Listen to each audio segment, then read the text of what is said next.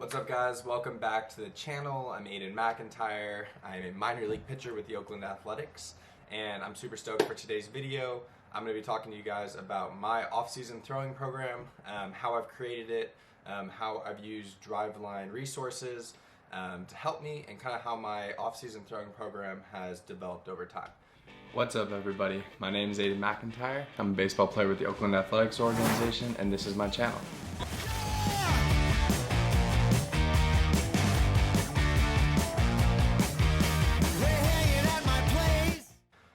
The goal of today's video is just for me to share kind of like what pro guys do in the off season to get ready for season, and hopefully this can help guys at the high school, college, or pro level, any level.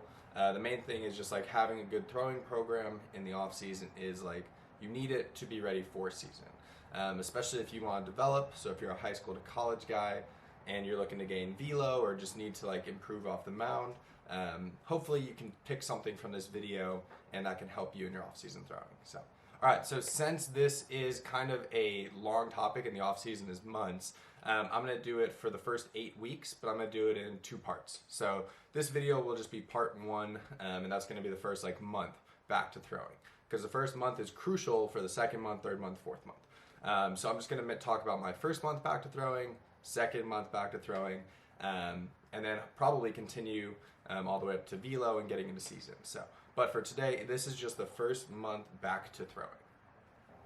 Another thing that goes along with getting asked about off-season throwing is how much time I take off. So this season ended and I took about 3 weeks off from throwing. Typically I was supposed to do 2 weeks, but I ended up needing another week just with travel and life stuff, and mentally and physically just needed another week.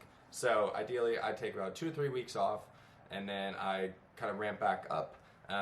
For me personally, if I take too much time off, it takes me forever to get comfortable throwing again. And then I'm having to find like my arm slot and all this stuff that if you only take a few weeks off, your body kind of just jumps back in quicker. So that's my recommendation. A lot of it depends on when your next season is. All right, so this is how if you have a piece of paper or your phone, we all have phones and computers now, but if you want to write it down, the first thing I do is like, we'll look at the next thing I need to be ready for. So if you're a high school player and your fall is done, you need to be ready for like February. So for me, I need to be ready for February or March for spring training. So I just go to that point and then I work backwards. It's way easier than like kind of putting a 2-month format out and maybe you have 3 months or you only have a month and a half. So go to wherever you need to be 100% ready for and work backwards. So that's what we're going to get into now. So I'm going to be reading off my phone, that way I have the actual numbers and all of that stuff. So for week 1 of throwing, and I have this is after you warm up, I do deep tissue, Jaeger bands, all of that stuff. What I'm just talking about is the throwing part. So you do all your warm up, you don't just go straight to throwing. I hope you guys know that. The first week, I have 3 recovery no-throw days and 2 recovery days. So recovery no-throw is literally just doing reverse throws and pivot picks. You do 2 sets of each, Jaeger bands, done. So you have 3 of those days, and then you have 2 recovery days, which are just reverse throws, pivot picks, and then catch to 60 to 90 feet. So that is what my first week back to throwing looks like. And so it would go Monday, recovery no-throw, Tuesday, recovery day, Wednesday, recovery no-throw, on and on and on. And then I take Sundays off. And when you only have 5 days, like the first week I'll maybe take a Wednesday and a Sunday off, but that's the general idea. Is the recovery no-throw days, you're just doing plyos and the whole point is just kind of keep your arm moving. And then the recovery days, you get to actually play a little catch, and that's where you'll eventually build into like long toss. So that is week 1. I have week 2 on the screen, and what week 2 looks like is 3 recovery days and 3 hybrid B days, but like lower intent hybrid B days. So there's no such thing as like a hybrid C day, but it's like between a C and a B. All right, so it's not a B day like 70%, but it's usually between 60 to 70% is where I'm working at. So 3 recovery days and then 3 B days. So again, all the same warm-up stuff, same plyos, nothing new, same just reverse throws, pivot picks, and then 3 days of catch and 3 days of just recovery. And so what I start doing on this is those like hybrid days are when I play my catch. The 3 other recovery days are still recovery no throws for me for that second week. So I'm still only doing reverse throws and pivot picks on the 3 recovery days, and then the 3 B days are when I'm actually playing catch.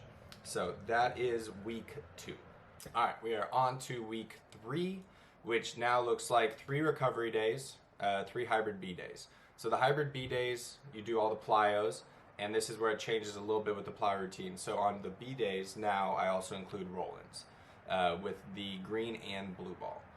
So I'll put that on the screen. So that's the only, week 3 is the first time I start doing roll-ins again, and that's only on the 3 hybrid B days. The 3 recovery days, I do reverse throws, pivot picks, and light catch, like 60, 90 feet, just flipping it. And then the hybrid B days, I'm starting to get into more of an extension phase of long toss, so 120 feet plus, kind of just, again, feeling how the arm feels, and the whole goal is to build up a lot of volume at 70%, and just kind of keep it there and keep the arm moving and throwing. So that's what week 3 looks like. That is when my plyos change a little bit by adding the roll-in. We're on to week 4, so now you are officially a month into your throwing. The first month is about feeling good, building up volume at lower intent, keeping the effort level low, and just kind of moving through it, working on certain aspects of your moving, but mainly just getting the arm going again before you get into higher effort throws, velo days, all that stuff. The fun stuff comes later. You have to do the slow, boring, mundane stuff first. So week 4, 3 recovery days, 3 hybrid B days. So it's the same as week 3. The only thing that changes for me in week 4 is my intensity on the 3 hybrid B days goes up a little bit. Probably about 80%, 85% intent. And that's just so I can continue my progression of long toss. I'm usually 120, hopefully 150, 180 by week 4, kind of stretching it out. The recovery days all stay the same. The only other thing that changes is my plyos on week 4. I add a set of drop steps. It's one of my favorite plyos, and I only use the blue ball for that, and I only do 1 set. So it's 1 set of 10, and it's only on the hybrid B days. Again, it'll all be on the screen. You guys can screenshot it and say where I messed up. But that is what I add for week 4 as far as plyos, and just a little bit of intent in my long toss. It's hard to say exactly, and I wish I could percentage-wise give you the numbers, but usually about 80-85% into some of those long toss days, which is kind of close to being more of an A day than a B day, but it's that in between, and I'm a month in, so I'm starting to feel a little bit better and starting to get really into that phase. All right, so that is the first 4 weeks of my off-season throwing program.